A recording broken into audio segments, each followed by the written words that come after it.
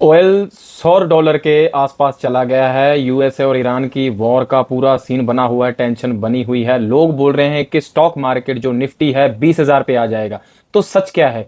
सच में निफ्टी 20,000 के आसपास आ जाएगी या लोग सिर्फ डर के मारे बकवास कर रहे हैं? नमस्कार, मेरा नाम है जानम और घर का इन्वेस्टर में आप सभी का स्वागत है। यूएसए ने ईरान पे स्ट्राइक कर दी और अब ईरान बोल रहा है कि रिटेलिएशन होगा। और सबसे बड़ा मुद्दा स्ट्रेट ऑफ हार्मोज, तो वो खुलेगा या नहीं खुलेगा। दुनिया का 20% ऑयल वहीं से निकलता है, जो अभी सबसे बड़ा मुद्दा बना हुआ है। तो इसमें इंडिया का क्या रोल है? तो ध्यान से सुनो। इंडिया का 80 से 90% जो ऑयल है वो बाहर से इंपोर्ट होता है। हमारे पास यहाँ पे खुद के कुएं नहीं है, अगर हैं तो बहुत कम है। आप समझ रहे हो, 80 से 90%। और जो ये वॉर का सीन चल रहा है उसकी वजह से हमारी जो इंपोर्टेशन है, जो बाहर से ऑयल मंगवाने का जो वे है वो बंद हो चुका है। और जो हम ऑयल ले रहे हैं वो ऑलरेडी बहुत हाई डॉलर पे ले रहे हैं, जिसकी वजह से हमारा जो जो रुपया है वो डेप्रिशिएट भी हो रहा है। आप लोगों ने देखा होगा।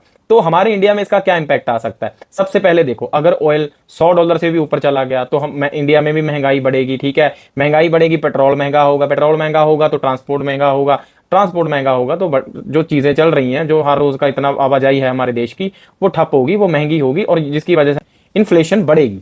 और जब भी इंडिया में इन्फ्लेशन बढ़ती है तो हमारी स्टॉक मार्केट को बुखार आ जाता है। तो अब बात करते हैं कि निफ्टी 20,000 से गिरेगा या 20,000 तक गिरेगा या नहीं। देखो, इसको ध्यान से समझो।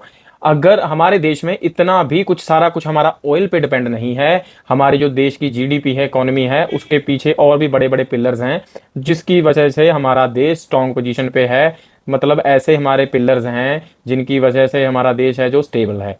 तो उसकी वजह से क्रैश आना, इतना बड़ा क्रैश आना बहुत मुश्किल है। ऑयल की वजह से इतना हो सकता है, महंगाई बढ़ेगी, महंगाई की वजह से पैनिक आएगा, पैनिक की वजह से मार्केट थोड़ा बहुत गिर सकता है, जैसे कि वॉर के दिनों में पहले गिरा था जब रेगुलर वॉर हो रही थी। तो लेकिन ये नहीं होगा कि मार्केट धड़ल्ले से 20,000 पॉइंट पे आ जाए।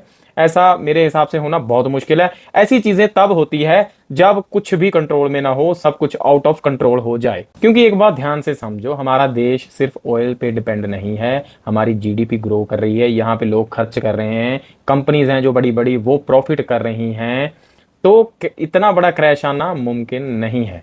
मैक्सिमम से मैक्सिमम क्या हो सकता है? मार्केट साइडवेज हो सकती है, थोड़ी बहुत करेक्शन ले सकती है, थोड़ा सा नीचे जा सकती है, लेकिन क्रैश होना भूल जाओ। एकदम से इतना कुछ नहीं होता। हाँ, अगर सिचुएशन ऐसी हो जाए जैसे कोविड में हुई थी, जैसे एकदम से वॉर शुरू हुई थी, तब का कुछ हो जाए तो शायद हो सकता है थोड़ा बहुत मार्केट टूट जाए। लेकिन 23-24 हज़ार से सीधा 20,000 आना बहुत मुश्किल है। 4,000 पॉइंट बहुत ज्यादा होते हैं। तो डरने की जरूरत नहीं। जो लोग एसआईपी कर रहे हैं वो अपनी एसआईपी करते रहो। जिन्होंने स्टॉक्स में होल्डिंग ले रखी है वो अपना स्टॉक्स में होल्डिंग रखो। जिन्होंने ईटीएफ्स ले रखे हैं, डरने की जरूरत नहीं है। क्योंकि जो बड़े बड़े एनालिस्ट है उनका यही कहना है कि आने वाले 2027 में या 2030 तक मार्केट स्ट्रॉन्ग बुलिश रहेगी। हाँ, हो सकता है बीच में पेशेंस रखना पड़े आपको, आपका जो इम्तिहान लिया जाए मार्केट की तरफ से, तो वहां पे डगमगाना नहीं है, मार्केट में बने रहो। क्योंकि मार्केट में पैसा वही बनाता है जो मार्केट में टिका रहता है। न्यूज देख के, किसी की बातें सुन के पैनिक में आ जाना, डर जाना, ये आपके लिए बहुत घातक हो सकता है। तो अब ध्यान से सुनो, अगर $90 से $100 के बीच ऑयल का प्राइस रहता है तो ये नॉर्मल है। अगर 100 से 120 तक आता है तो करेक्शन आ सकती है, इसमें कोई दो राय नहीं है। लेकिन अगर 130 जाता है या 130 प्लस जाता है तब सोचने वाली बात है, तब दिक्कत खड़ी हो सकती है। तब आपने अपनी होल्डिंग जो बनाई होगी मौके पे देखना होगा मार्केट कितना क्रैश होता है और आपको संभलना कैसे है वो भी आपको पता है। तो अगर आप स्मार्ट इन्वेस्टर हैं, अगर, तो मैं आपको बोलूंगा कि अभी आपको डरने की ज़रूरत नहीं है। अपनी एसआईपी चालू रखें, जो स्टॉक्स में होल्डिंग है उसको कंटिन्यू रखें और होल्डिंग बढ़ा सकते हैं। इवन करेक्शन आई थोड़ी बहुत तो पैसा अपना मार्केट में और डालें। क्योंकि अगर आप डर के बैठ जाओगे तो पैसा नहीं बनता। मार्केट में पैसा पैनिक से नहीं, पेशेंस से बनता है। साइकोलॉजी बहुत मैटर करती है, किसी की बातों में ना आए। क्योंकि इतना बड़ा हमारा देश है, ऐसे ही नहीं डूब जाएगा सिर्फ अगर ऑयल का कोई ऐसा आ जाएगा।